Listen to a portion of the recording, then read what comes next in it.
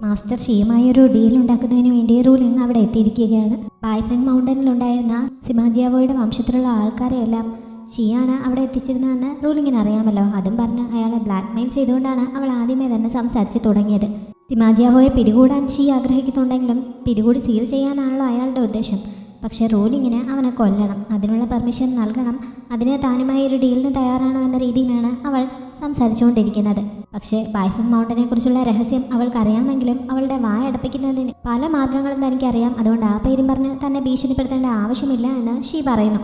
മാത്രമല്ല, അവൾ ഇങ്ങനെ സിമാജിയാവോയെ കൊല്ലണമെന്ന് ആഗ്രഹിക്കുന്നത് ഇമ്മോർട്ടൽസിൻ്റെയും ഡീമൻസിൻ്റെയും ഇടയിലുള്ള ആ ബാരിയർ നശിപ്പിച്ച് അവളുടെ വംശത്തിലുള്ള ഡീമൻസിനെ തിരികെ അവരുടെ നാട്ടിലേക്ക് കൊണ്ടുപോകുന്നതിന് വേണ്ടിയിട്ടാണ് എന്നും ഷീക്കറിയാം. അതുകൊണ്ട് അയാൾ തിരിച്ച് അവളെയും ബ്ലാക്ക്മെയിൽ ചെയ്യുന്നു. എന്തായാലും രണ്ടുപേർക്കും സീക്രട്ടുള്ള സ്ഥിതിക്ക് ഒരു ഡീലിന് തയ്യാറായിക്കൂടെ എന്ന് റൂലിംഗ് ചോദിക്കുന്നു. അങ്ങനെ അവളുമായൊരു ഡീലുണ്ടാക്കാൻ അയാൾ സമ്മതിക്കുന്നുണ്ട്. ഷെൻഷുവിന് തനിച്ച് കാര്യങ്ങൾ ഡീൽ ചെയ്യാൻ പറ്റാത്തതുകൊണ്ട് കുറേ കാലമായി കൾട്ടിവേഷനിലായിരുന്ന അവൻ്റെ ആൻറ്റിയെ കൂടി ഇപ്പോൾ വിളിച്ചു വരുത്തിയിരിക്കുകയാണ്. മാസ്റ്റർ ഷിയുടെ സിസ്റ്ററാണത്. സിമാജിയാവോയ്ക്ക് വേണ്ടിയുള്ള തിരച്ചിലിൽ അവർ കൂടി പങ്കുചേരുന്നുണ്ട്. സിമാജിയാവോയും തിങ്ങിയാനും ഇമ്മോർട്ടൽ ഉണ്ടാക്കിയ ആ ഇല്യൂഷനിൽ നിന്ന് പുറത്തു വന്നിരുന്നല്ലോ. ഇപ്പോൾ മറ്റുള്ളവർക്ക് കാണാൻ കഴിയാത്ത വിധത്തിൽ അദൃശ്യരായി അവർ ഒരു ചെറിയ ഗ്രാമത്തിലെത്തിയിരിക്കുകയാണ്. അവിടെ കൾട്ടിവേറ്റേഴ്സാണ് താമസിക്കുന്നതെങ്കിലും വളരെ താഴ്ന്ന ലെവലിലുള്ള കൾട്ടിവേറ്റേഴ്സാണ് അവിടെ കൂടുതലുള്ളത്. അതുകൊണ്ട് തന്നെ ഇവരിങ്ങനെ അദൃശ്യരായി പോകുന്നതൊന്നും അവർക്കറിയാൻ സാധിക്കുന്നില്ല. പക്ഷേ അധിക സമയം ഇങ്ങനെ നടക്കാൻ പറ്റില്ല. ഇതിന് ഒരുപാട് സ്പിരിച്വൽ പവർ ആവശ്യമാണ്. അതുകൊണ്ട് മറ്റെന്തെങ്കിലും വഴി കണ്ടെത്തിയേ പറ്റുമെന്ന് സിമാജിയാവോ അവളോട് പറയുന്നുണ്ട്. ഈ സമയത്താണ് അവരുടെ അടുത്തുകൂടി മറ്റുള്ളവരൊന്നും ശ്രദ്ധിക്കാതെ അഹങ്കാരികളെന്ന് തോന്നിപ്പിക്കുന്ന ഒരു ബ്രദറും സിസ്റ്ററും കൂടി പാസ് ചെയ്ത് പോയത്. അവർ കയറിയ അതേ ബിൽഡിങ്ങിലേക്ക് തന്നെയാണ് സിമാജിയാവോയും തിങ്ങാനും കയറിയത്. പക്ഷേ അല്പസമയത്തിനുള്ളിൽ തന്നെ ഷെൻഷുവിൻ്റെ ആൻറ്റിയും വേറെ കുറേ ശിഷ്യന്മാരും കൂടി അവരെ അന്വേഷിച്ച് അവിടെ എത്തുന്നുണ്ട്. അവിടെ വെച്ച് ആൻറ്റി അവരെ കാണാനിടയാവുന്നു. സിമാജിയാവോയും തിങ്ങാനും കൂടി അവിടെ നിന്ന് ഓടി ഒളിക്കാൻ ശ്രമിക്കുന്നുണ്ട്. പക്ഷേ അവരും പിന്നാലെ ചെല്ലുന്നു. അങ്ങനെ അവർ കയറിയ ഒരു മുറിയിലേക്ക് ഇവർ ചെന്ന് കയറുന്നുണ്ട്. പക്ഷേ അവിടെ തിങ്ങാനും സിമാജിയാവോയ്ക്കും പകരം ഉണ്ടായിരുന്നത് നേരത്തെ കണ്ട അഹങ്കാരികളായ ആ ബ്രദറും സിസ്റ്ററുമായിരുന്നു. ശരിക്കും അത് സിമാജിയാവോയും തിങ്ങാനും തന്നെയാണ്. പക്ഷേ അവർ ആ രൂപത്തിലായതുകൊണ്ട് ആൻറ്റിക്ക് അത് മനസ്സിലാവുന്നില്ല. അങ്ങനെ അവർ തിരികെ പോകുന്നു. അത് കഴിഞ്ഞപ്പോൾ സിമാജിയാവോയും തിങ്ങാനും അവരുടെ സ്വന്തം രൂപത്തിലേക്ക് മാറുന്നുണ്ട്. ഷിയുടെ വംശത്തിൽ തന്നെ പെട്ട ഒരു കുടുംബത്തിൽ പെടുന്നതാണ് ആ രണ്ടുപേരും. അതുകൊണ്ട് തന്നെ അവരുടെ രൂപത്തിലേക്ക് മാറിക്കഴിഞ്ഞാൽ ആരും അത്ര പെട്ടെന്നൊന്നും സംശയിക്കില്ല. അതുകൊണ്ട് തൽക്കാലം ഈ രൂപത്തിൽ ഇവിടെ കഴിയാമെന്ന് സിമാജിയാവോ പറയുന്നു. അങ്ങനെ ആ സഹോദരങ്ങളായി അവർ അവരുടെ ഫാമിലിയിലേക്ക് ചെല്ലുന്നു. കുറേ കാലമായി അവർ രണ്ടുപേരും ഇങ്ങനെ കളിച്ച് നടക്കുന്നതിനാൽ അവരുടെ മുത്തശ്ശൻ അവരെ അവിടെയുള്ള ഒരു സ്കൂളിൽ ചേർക്കാൻ പോവുകയാണ്. റേഷൻ കെട്ടൽ തുടരണമെങ്കിൽ ആ സഹോദരങ്ങളായി സ്കൂളിലേക്ക് പോകാതെ അവർക്ക് വേറെ വഴിയില്ല. അങ്ങനെ രണ്ടുപേരും ആ സ്കൂളിൽ ചേരുന്നു. കൾട്ടിവേഷൻ പഠിപ്പിക്കുന്ന സ്കൂളാണത്. അവിടുത്തെ കുട്ടികളൊക്കെ വളരെ വലുതാണെങ്കിലും അവരുടെ മാസ്റ്റർ ആൾ തീരെ ചെറുതാണ്. ക്ലാസ് തുടങ്ങിയപ്പോൾ തന്നെ തിങ്ങാൻ ഉറക്കം വരുന്നു. മാസ്റ്റർ അത് കാണാതിരിക്കാൻ വേണ്ടി സിമാജിയാവോ ഒരു മാജിക്ക് പ്രയോഗിച്ച് അവിടെ അവൾ നേരെ ഇരിക്കുന്നത് പോലെ ഒരു ഇല്യൂഷൻ ഉണ്ടാക്കിയിട്ട് അവളോട് റെസ്റ്റ് എടുത്തോളാൻ പറയുന്നു. പക്ഷേ മാസ്റ്റർ സ്പെല്ലുകൾ ഉപയോഗിക്കുന്നത് പഠിപ്പിച്ചു തുടങ്ങിയപ്പോൾ തിങ്ങാൻ താല്പര്യത്തോടെ അത് ചെയ്ത് നോക്കുന്നുണ്ട്. ഉറക്കം വരുന്നതെന്ന് പറഞ്ഞവൾ ഇത്ര താല്പര്യത്തോടെ അത് ചെയ്യുന്നത് എന്താണെന്ന് അവൻ തിരക്കിയപ്പോൾ അവനിപ്പോൾ കാര്യമായി പരിക്ക് പറ്റിയിരിക്കുകയാണല്ലോ. അതുകൊണ്ട് എന്തെങ്കിലും അപകടമുണ്ടായാൽ ചെറിയ രീതിയിലാണെങ്കിലും അവനെ ഹെൽപ്പ് ചെയ്യാൻ ഇതുകൊണ്ട് ചിലപ്പോൾ സാധിച്ചാലോ. അത് മാത്രമല്ല, ഇനി എന്തെങ്കിലും ആപത്തുണ്ടാകുമ്പോൾ അവനെ സഹായിക്കാൻ പറ്റിയില്ലെങ്കിലും സ്വന്തമായി പ്രൊട്ടക്റ്റ് ചെയ്താൽ അവന് അത്രയും ഭാരം കുറഞ്ഞു കിട്ടുമല്ലോ. അതുകൊണ്ടാണ് ഇത് ട്രൈ ചെയ്യുന്നതെന്ന് അവൾ പറയുന്നു. അവളങ്ങനെ വീണ്ടും ട്രൈ ചെയ്യുന്നത് കണ്ടപ്പോൾ ഇവൻ നിന്നെ എന്ത് പഠിപ്പിച്ചു തരാനാണ്, ഞാൻ നിന്നെ പഠിപ്പിച്ചു തരാമെന്ന് പറഞ്ഞാൽ സിമാജിയാവോ തന്നെ അവൾക്ക് കുറച്ച് സ്പെല്ലുകൾ പഠിപ്പിച്ചു കൊടുക്കുന്നുണ്ട്. ഇടയ്ക്ക് റെസ്റ്റ് എടുക്കുന്ന സമയത്ത് അവൾ നേരത്തെയുള്ള ആ മാന്ത്രിക പൗച്ചും ആ സ്പെഷ്യൽ ഡ്രിങ്കിൻ്റെ കുപ്പിയുമൊക്കെ പുറത്തെടുക്കുന്നു. അത് കണ്ടപ്പോൾ ഇപ്പോൾ നിൻ്റെ കൾട്ടിവേഷൻ കൂടിയിരിക്കുന്നതിനാൽ നീ ഇങ്ങനെ സാധനങ്ങൾ ഈ പൗച്ചിനുള്ളിൽ കൊണ്ട് നടക്കേണ്ട ആവശ്യമില്ല. നിൻ്റെ സോൾ മാനറിൽ തന്നെ ഇതിനുവേണ്ടി ഒരു സ്പേസ് ഉണ്ടാക്കാവുന്നതാണ്. നിൻ്റെ അനുവാദമില്ലാതെ ആർക്കും അവിടെ കയറാൻ സാധിക്കില്ല എന്നൊക്കെ അവൻ പറഞ്ഞു കൊടുക്കുന്നു. അപ്പോൾ തന്നെ അവൾ ഒന്ന് ട്രൈ ചെയ്ത് നോക്കുന്നുണ്ട്. ഈ സമയത്താണ് സിമാജിയാവോ മറ്റൊരു മാജിക്ക് കാണിച്ചത്. അവിടെ ഷീ വംശക്കാരുമായി അടുപ്പമുള്ള സെക്റ്റുകളുടെയൊക്കെ ഡീറ്റെയിൽസ് അവൻ മുമ്പ് തന്നെ കളക്ട് ചെയ്ത് വെച്ചിട്ടുണ്ടായിരുന്നു. അതിൻ്റെ ഡീറ്റെയിൽസാണ് അവനിപ്പോൾ ഈ മാജിക്കിലൂടെ ചെക്ക് ചെയ്തത്. സെക്റ്റിലുള്ളവരെ കണ്ടെത്തി അവരെ തൻ്റെ കൺട്രോളിലാക്കി ഷീക്കെതിരെ ഒരു പ്ലാനൊക്കെയാണ് അവൻ തയ്യാറാക്കിക്കൊണ്ടിരിക്കുന്നത്. അതിൻ്റെ കാര്യത്തിന് വേണ്ടി അവൻ അപ്പോൾ തന്നെ അവിടെ നിന്ന് എഴുന്നേറ്റ് പോകുന്നു. അവൻ പോയി കഴിഞ്ഞപ്പോൾ തിങ്ങാൻ വീണ്ടും തൻ്റെ സോൾ മാനറിലേക്ക് കയറി അവൻ നേരത്തെ പറഞ്ഞതുപോലെയുള്ള ഒരു സ്പേസ് ഉണ്ടാക്കാൻ പറ്റുമോ എന്ന് ട്രൈ ചെയ്യുന്നുണ്ട്. ആദ്യമേ തന്നെ അവൾ അതിനുള്ളിൽ ഒരു ചെയറും ടീപ്പോയും ഒക്കെ അറേഞ്ച് ചെയ്യുന്നു. അതിനുശേഷം എന്തൊക്കെ സാധനങ്ങളാണ് അവിടെ സ്റ്റോർ ചെയ്ത് വെക്കേണ്ടതെന്ന് അവിടെ ഇരുന്ന് തന്നെ എഴുതി വയ്ക്കുന്നുണ്ട്. അഥവാ ഷീയും മറ്റുള്ളവരും തങ്ങളെ കണ്ടുപിടിക്കാനായി പിന്നാലെ വരികയാണെങ്കിൽ എവിടെയെങ്കിലും മൗണ്ടനിലോ മറ്റോ ഒളിച്ച് താമസിക്കേണ്ടി വരുമല്ലോ. ആ സമയത്ത് ഫുഡൊക്കെ ആവശ്യമായി വരും. അപ്പോഴത്തേക്ക് ആവശ്യമുള്ള ഫുഡൊക്കെ അവിടെ സ്റ്റോർ ചെയ്ത് വെക്കണം എന്നവൾ എഴുതി വെക്കുന്നു. പിന്നെ സിമാജിയാവോയ്ക്ക് പരിക്ക് പറ്റിയിരിക്കുന്നതിനാൽ അത് ഭേദപ്പെടാൻ കുറേ സമയമെടുക്കുമല്ലോ, അതിന് വേണ്ടിയിട്ടുള്ള മരുന്നുകളൊക്കെ ശേഖരിക്കണമെന്നും അവൾ എഴുതുന്നുണ്ട്. പിന്നെ എന്ത് എഴുതണമെന്ന് ആലോചിച്ചിരിക്കുമ്പോഴാണ് അവളുടെ പേരും സിമാജിയാവോയുടെ പേരും അടുത്തടുത്തായി എഴുതിയിട്ട് അവൻ്റെ പേരിനോട് ചേർന്ന് തന്നെ ഇപ്പോൾ മോഡേൺ വേൾഡിൽ ഉപയോഗിക്കുന്ന കുറച്ച് വാക്കുകൾ, അതായത് തെണ്ടി, ചെറ്റ, അങ്ങനെയൊക്കെയുള്ള കുറച്ച് വാക്കുകൾ അവൻ്റെ പേരിനൊപ്പം എഴുതി വയ്ക്കുന്നു. തമാശയായിട്ടാണ് അവളിതൊക്കെ എഴുതി വയ്ക്കുന്നത്. എന്നിട്ട് അതിന് ചുറ്റും ഒരു ഹേർട്ടും വരയ്ക്കുന്നുണ്ട്. അപ്പോഴേക്കും പുറത്ത് നിന്ന് ആരോ അവളെ ഡിസ്റ്റർബ് ചെയ്യുന്നതിനാൽ അവൾ അവിടെ നിന്ന് പുറത്ത് വരുന്നു. ആരും കാണാതിരിക്കാൻ വേണ്ടി ഇത്രയും നേരം അവളെ അദൃശ്യമാക്കിയിരുത്തിയിരുന്നത് സിമാജിയാവോയുടെ മാജിക്കാണല്ലോ. ഇപ്പോൾ അതിൻ്റെ ശക്തി കഴിഞ്ഞിരിക്കുന്നു. അതുകൊണ്ട് അവളുടെ അടുത്തിരിക്കുന്ന ആൾ അവളോട് സംസാരിക്കുകയാണ്. അയാളുടെ മുന്നിലിരിക്കുന്നത് തിങ്ങാനല്ല, മറിച്ച് കുടുംബത്തിലെ പെൺകുട്ടിയാണ്. അതുകൊണ്ട് തന്നെ അവളോടെന്ന രീതിയിലാണ് അയാൾ സംസാരിക്കുന്നത്. പക്ഷേ തിങ്ങാൻ അയാളുടെ സംസാരം ഇഷ്ടപ്പെടുന്നില്ല. അയാൾ അവളുടെ കയ്യിൽ കയറി പിടിക്കുകയും മറ്റും ചെയ്യുന്നുണ്ട്. അതും കൂടി ആയപ്പോൾ അവൾ നേരത്തെ സിമാജിയാവോ പഠിപ്പിച്ചു കൊടുത്ത ആ മാജിക് ഉപയോഗിച്ച് അയാളുടെ ബാക്കിൽ തന്നെ ഒരു സൂചി കൊള്ളിക്കുന്നുണ്ട്. അതോടെ അയാൾ അവിടെ നിന്ന് ചാടി എഴുന്നേൽക്കുന്നു. അത് കണ്ട് മാസ്റ്റർ അയാളെ ക്ലാസ്സിൽ നിന്ന് പുറത്താക്കുന്നുണ്ട്. നേരത്തെ അവൻ പഠിപ്പിച്ച സ്കില്ല് ഇത്ര പെട്ടെന്ന് ഉപയോഗിക്കേണ്ടി വരുമെന്ന് ഞാൻ തീരെ പ്രതീക്ഷിച്ചിരുന്നതല്ല. എന്തായാലും അവൾക്ക് നല്ല സന്തോഷമാവുന്നു. സിമാജിയാവോ ഇത് കണ്ടില്ലല്ലോ എന്നുള്ള വിഷമം മാത്രമേ ഉള്ളൂ. സിമാജിയാവോയ്ക്ക് എതിരായുള്ള അടുത്ത നീക്കങ്ങൾ പ്ലാൻ ചെയ്യുന്നതിന് വേണ്ടിയിട്ട് പാലസ് ഹെഡുകളെല്ലാം കൂടി ഷീയുടെ സ്ഥലത്ത് ഒത്തുകൂടിയിരിക്കുകയാണ്. ഇത്തവണ റൂളിങ്ങും എത്തിയിട്ടുണ്ടല്ലോ. സാധാരണ അവൾ ഇങ്ങനെയുള്ള മീറ്റിങ്ങുകളിൽ പങ്കെടുക്കാത്തത് കൊണ്ട് ഒരു പാലസ് ഹെഡ് അതിനെപ്പറ്റി ചോദിക്കുന്നു. പക്ഷേ ഇപ്പോൾ സിമാജിയാവോയ്ക്ക് എതിരായി അവരെ സപ്പോർട്ട് ചെയ്യുന്നതിന് വേണ്ടിയിട്ടാണ് വന്നിരിക്കുന്നതെന്ന് പറഞ്ഞ് ആ വിഷയം റൂളിംഗ് തൽക്കാലം അവസാനിപ്പിക്കുന്നു.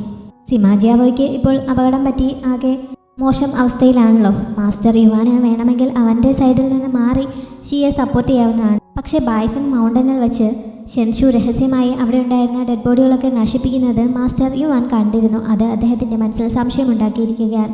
ആ ആളുകളുടെയൊക്കെ മരണത്തിൽ ഷീയ്ക്ക് പങ്കുണ്ടെന്ന് അദ്ദേഹം മനസ്സിലാക്കിയിരുന്നു. ഇത്ര ദുഷ്ടനായിട്ടുള്ള ഷീയുമായി കമ്പയർ ചെയ്യുമ്പോൾ സിമാജിയാവോ തന്നെയാണ് ഭേദമെന്ന് അദ്ദേഹത്തിന് തോന്നിയതിനാൽ ഇപ്പോഴും സിമാജിയാവോയുടെ സൈഡ് തന്നെ നിൽക്കാനാണ് അദ്ദേഹം തീരുമാനിച്ചിരിക്കുന്നത്.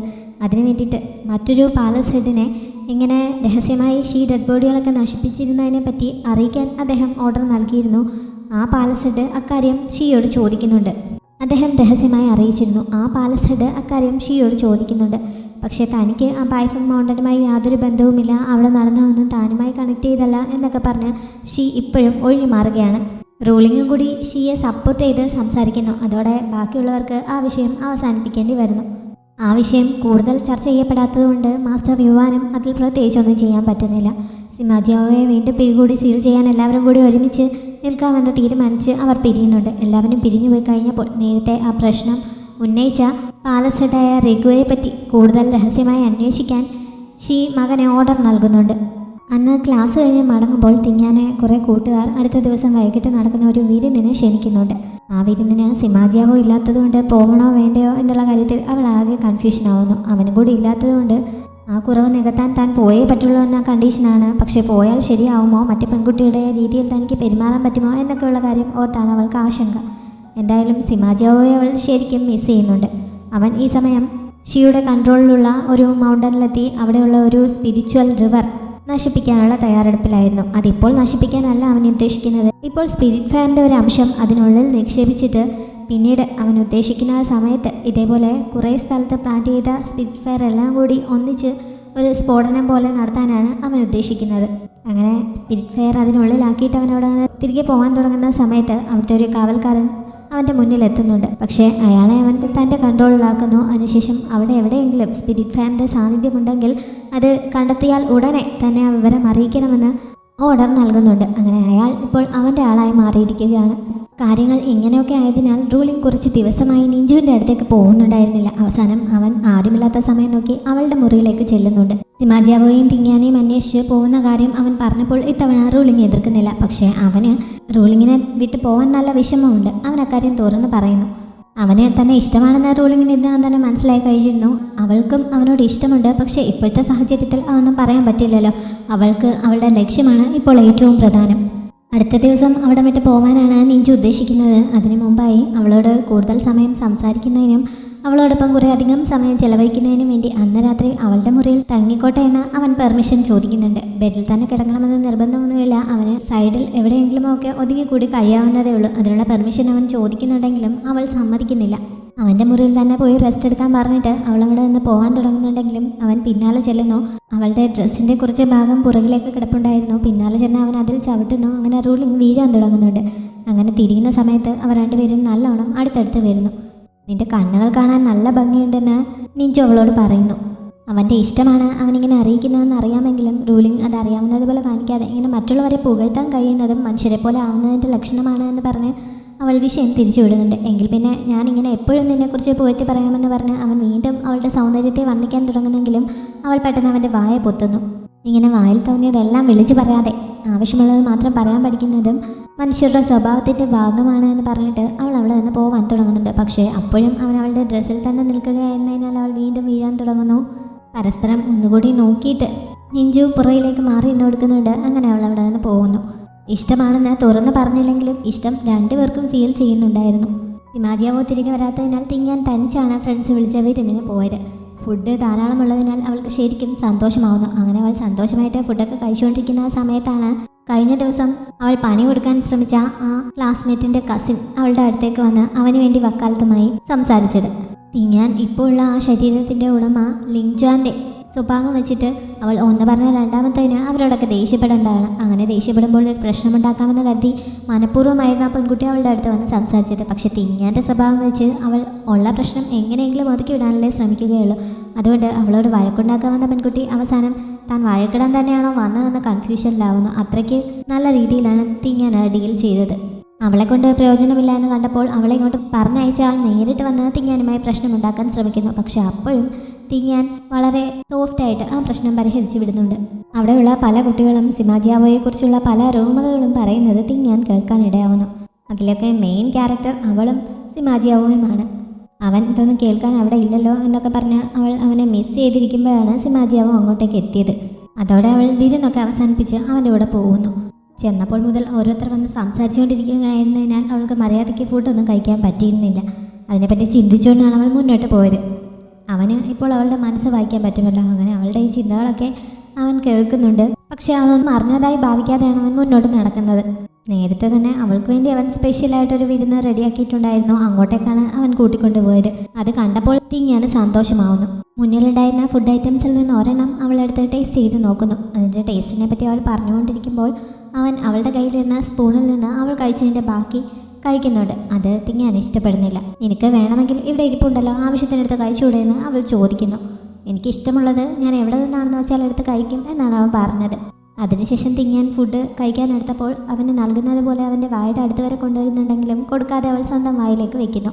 ആദ്യം അവനത് പോട്ടേന്ന് വെക്കുന്നു. രണ്ടാമതും അതേപോലെ ഒരു സാധനം എടുത്ത് അവൻ്റെ മുന്നിലേക്ക് കാണിച്ചിട്ട് അവൾ വായിലേക്ക് വെച്ചപ്പോൾ അവൻ ബലമായി അത് അവളുടെ വായിൽ നിന്ന് കഴിക്കുന്നുണ്ട്. തിങ്ങാന് ദേഷ്യം വന്നിട്ട് അത് പാത്രത്തോടെ എടുത്ത് അവൻ്റെ തലയിലേക്ക് ഇട്ടാലോ എന്നൊക്കെ അവൾ ചിന്തിക്കുന്നു. അവൾ അങ്ങനെ ചെയ്താലോ എന്ന് പേടിച്ച് അവൻ പെട്ടെന്ന് ആ പാത്രത്തോടെ അവളുടെ മുന്നിൽ നിന്നെടുത്ത് കുറച്ച് മാറ്റി വെക്കുന്നുണ്ട്. അതോടെ അവന് തൻ്റെ മനസ്സ് വായിക്കാൻ പറ്റുന്നുണ്ടോ എന്ന് അവൾക്ക് സംശയമാവുന്നു. അവളത് ചോദിക്കുന്നുണ്ടെങ്കിലും ഇല്ലെന്നാണ് അവൻ മറുപടി പറഞ്ഞത്. സംശയം തീർക്കാനായി തിങ്ങാൻ അവനെ അവിടെ പിടിച്ചിരുത്തി വിശദമായിട്ട് ചോദ്യം ചെയ്യുന്നു. ഇത്തവണ അവളുടെ മനസ്സ് കേൾക്കാൻ പറ്റുന്നുണ്ട് എന്ന് അവൻ സമ്മതിക്കുന്നു. നേരത്തെ കാര്യം ചോദിച്ചപ്പോൾ അങ്ങനെ പറ്റില്ലെന്നാണല്ലോ അവൻ പറഞ്ഞത്. കള്ളം പറഞ്ഞ എന്തിനാണെന്ന് ചോദിച്ച് അവൾ ദേഷ്യപ്പെട്ടപ്പോൾ എനിക്ക് ശരിക്കും മനസ്സ് വായിക്കാനൊന്നും പറ്റില്ല. പക്ഷേ ചില സമയത്ത് നിൻ്റെ ഇമോഷൻസ് വല്ലാതെ കോംപ്ലിക്കേറ്റഡ് ആയിരിക്കുന്ന സമയത്ത് എനിക്ക് നിൻ്റെ മനസ്സിലുള്ളത് കേൾക്കാൻ സാധിക്കുന്നുണ്ട്. നിൻ്റെ ചിന്തകൾ മാത്രമേ എനിക്കങ്ങനെ കേൾക്കാൻ പറ്റുന്നുള്ളൂ, വേറെ ആരുടെയും സാധിക്കുന്നില്ല എന്നൊക്കെ അവൻ പറയുന്നു. എന്തായിരിക്കും അതിന് കാരണമെന്ന് തിങ്ങാൻ ചിന്തിക്കുന്നുണ്ട്. ചിലപ്പോൾ താൻ അവൻ്റെ സോൾ മാനറിലേക്ക് കയറിയതും അവൻ തിരിച്ച് തൻ്റെ സോൾ മാനറിലേക്ക് കയറിയതുമൊക്കെ ഇതിനൊരു റീസൺ ആയിരിക്കാം എന്നാണ് അവൾ കണക്ക് കൂട്ടിയത്. അത് തന്നെ ആയിരിക്കണം കാരണം എന്ന് അവനും സമ്മതിക്കുന്നുണ്ട്. പിന്നീട് അവൾ അങ്ങോട്ട് അവിടെ ഇരുന്ന് ഇത് മാറ്റാൻ എന്ത് ചെയ്യും എന്ന രീതിയിൽ പലതും ചിന്തിക്കുന്നുണ്ട്. പക്ഷെ അവളുടെ ചിന്തകളെല്ലാം അവന് നന്നായി കേൾക്കാൻ പറ്റുന്നു. അവസാനം അവനൊന്നും കേൾക്കാതിരിക്കാൻ വേണ്ടി അവൾ മനസ്സ് ശാന്തമാക്കാൻ ശ്രമിക്കുന്നു. സിമാജിയാവോ ഇതൊക്കെ കേട്ടും കണ്ട് ചിരി അടക്കാൻ പാടുപെടുന്നുണ്ട്. തിങ്ങാൻ ആകെ ഭ്രാന്ത് പിടിച്ച് അവിടെ നിന്ന് എഴുന്നേറ്റ് പോയി റെസ്റ്റ് എടുക്കാനായി കിടക്കുന്നു. പക്ഷെ ആ സമയത്തും അവളുടെ മനസ്സ് ഇങ്ങനെ ഓരോന്നും ചിന്തിച്ച് കാട് കയറിക്കൊണ്ടിരിക്കുകയാണ്. കുറച്ച് അപ്പുറത്തിരിക്കുന്ന സിമാജിയാവോ ഇതെല്ലാം അപ്പോഴും കേൾക്കുന്നു. തനിക്ക് ഒരു ശകലം പോലും പ്രൈവസി ഇല്ലാത്തത് തിങ്ങാനെ ആകെ ഭ്രാന്ത് പിടിപ്പിക്കുന്നു. പരസ്പരം സോൾ മാനറിലേക്ക് കയറാൻ തുടങ്ങിയതിന് ശേഷം പലതവണ ആ സിമാജിയാവോയെ മനസ്സിൽ തെറി വിളിച്ചിരുന്നു. അവനതൊക്കെ കേട്ടിരിക്കാൻ സാധ്യതയുണ്ടല്ലോ. എന്നിട്ടും തന്നോട് ദേഷ്യപ്പെടുകയോ തന്നെ കൊല്ലുകയോ ഒന്നും ചെയ്തില്ലല്ലോ. എന്തായിരിക്കും അതിൻ്റെ അർത്ഥം? അവന് തന്നോട് ആത്മാർത്ഥമായി ഇഷ്ടമാണെന്നാണോ എന്നും അവൾ ചിന്തിക്കുന്നുണ്ട്. പക്ഷേ അതിന് മാത്രം അവൻ മറുപടി നൽകുന്നില്ല. ഞാൻ പറഞ്ഞത് കേട്ടില്ലേ, എന്താണ് മറുപടി തരാത്തതെന്ന് അവൾ എടുത്ത് ചോദിച്ചപ്പോൾ കേട്ടില്ലെന്നാണ് അവൻ പറഞ്ഞത്. തിങ്ങാൻ എന്തായാലും അതിനെപ്പറ്റി കൂടുതൽ ചോദിക്കാതെ ഉറങ്ങാൻ പോവുകയാണെന്ന് പറഞ്ഞ് ബെഡിലേക്ക് കിടക്കുന്നു. അവന് ചെന്ന് അവളുടെ അടുത്ത് കിടക്കുന്നുണ്ട്. ഇവിടെ കിടക്കണ്ട, അവൻ്റെ ബെഡിൽ പോയി കിടക്കാൻ അവൾ പറയുന്നുണ്ടെങ്കിലും നീയാണ് എൻ്റെ ബെഡെന്ന് പറഞ്ഞ് അവൻ അവളുടെ അടുത്തേക്ക് ചെന്ന് നെറ്റിയിലേക്ക് നെറ്റി മുട്ടിച്ച് അവളുടെ സോൾ മാനറിലേക്ക് കയറുന്നു. അതിനുള്ളിൽ കയറി കഴിഞ്ഞപ്പോൾ അവളെക്കാൾ മുമ്പേ അവൻ ഉറങ്ങിപ്പോകുന്നുണ്ട്. മുമ്പൊക്കെ ആയിരുന്നെങ്കിൽ അവൻ ഉറങ്ങാറേ ഇല്ലായിരുന്നല്ലോ. ഇപ്പോൾ അവന് വന്നിരിക്കുന്ന ഈ മാറ്റം തിങ്ങാനെ പോലും അത്ഭുതപ്പെടുത്തുന്നു. അടുത്ത ദിവസവും അവൻ ക്ലാസ്സിലേക്ക് പോകുന്നില്ല. പക്ഷേ അവൻ്റെ രൂപമായി മറ്റേ പയ്യൻ അവിടെ ഇരിപ്പുണ്ട്. ഹാജർ വിളിച്ച സമയത്തൊക്കെ രണ്ടുപേർക്കും കൂടി തിങ്ങാൻ തന്നെയാണ് സൗണ്ട് മാറ്റി പ്രസൻറ്റ് പറഞ്ഞത്. അന്ന് സോൾ മാനറിനെ കുറിച്ചായിരുന്നു അവിടെ ക്ലാസ് എടുത്തത്. ഒരാളുടെ സോൾ മാനർ എന്ന് പറയുന്നത് വളരെ പ്രൈവറ്റ് ആയിട്ടുള്ള ഒരു സ്പേസാണ്. അവിടേക്ക് മറ്റാർക്കും അങ്ങനെ കടന്നു വരാൻ പറ്റില്ല.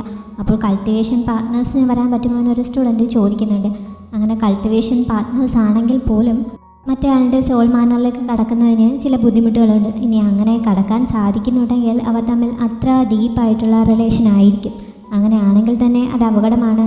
ഇങ്ങനെയുള്ള റിലേഷൻ വളരെ ഇൻറ്റിമേറ്റ് ആയിരിക്കും. അതിൽ ഒരാൾ മരണപ്പെട്ടാൽ മറ്റേ ആൾക്ക് സർവൈവ് ചെയ്യാൻ വളരെ ബുദ്ധിമുട്ടായിരിക്കും. അതുകൊണ്ട് ഇതിനത്ര നിസ്സാരമായി കാണരുത് എന്നൊക്കെയാണ് മാസ്റ്റർ പറഞ്ഞത്. തിങ്ങാൻ ഇതൊക്കെ പുതിയ അറിവായിരുന്നെങ്കിലും സിമാജിയാവോയ്ക്ക് ഇതിനെക്കുറിച്ചൊക്കെ അറിയാമായിരിക്കുമല്ലോ. എന്നിട്ടും അവൻ താനുമായി ഇങ്ങനെ ഒരു സോൾ ബോണ്ട് ഉണ്ടാക്കിയത് എന്തുകൊണ്ടായിരിക്കും? അവന് തന്നെ അത്രത്തോളം ഇഷ്ടമായിരിക്കുമോ എന്നൊക്കെ തിങ്ങാൻ അപ്പോൾ ചിന്തിക്കുന്നു. അന്ന് വൈകിട്ട് സിമാജിയാവോ പുറത്തെവിടെയോ പോകാൻ തുടങ്ങുന്നുണ്ട്. ഇന്ന് രാത്രി ഞാൻ തിരിച്ചു വരില്ല, നാളെ വരുമ്പോൾ നിനക്ക് എന്തെങ്കിലും വാങ്ങിക്കൊണ്ട് വരണോ എന്നൊക്കെ അവൻ ചോദിക്കുന്നുണ്ട്. ഇതിപ്പോൾ മാരീഡ് കപ്പിൾസിനെ പോലെ ആണല്ലോ എന്ന് അവൾ മനസ്സിൽ ചിന്തിക്കുന്നു. അവനതും കേൾക്കാൻ പറ്റുന്നുണ്ട്. പക്ഷെ അവനത് കാണിക്കുന്നില്ല. എന്തുകൊണ്ട് വന്നാലും കുഴപ്പമില്ല, എനിക്കങ്ങനെ ഇന്നത് വേണമെന്ന് നിർബന്ധമൊന്നുമില്ല എന്ന് അവൾ പറയുന്നു. അങ്ങനെ അവൻ യാത്ര പറഞ്ഞ് പോകുന്നുണ്ട്. അവൻ്റെ സ്വഭാവത്തിലെ മാറ്റമൊക്കെ തിങ്ങനെ ശരിക്കും സന്തോഷിപ്പിക്കുന്നു.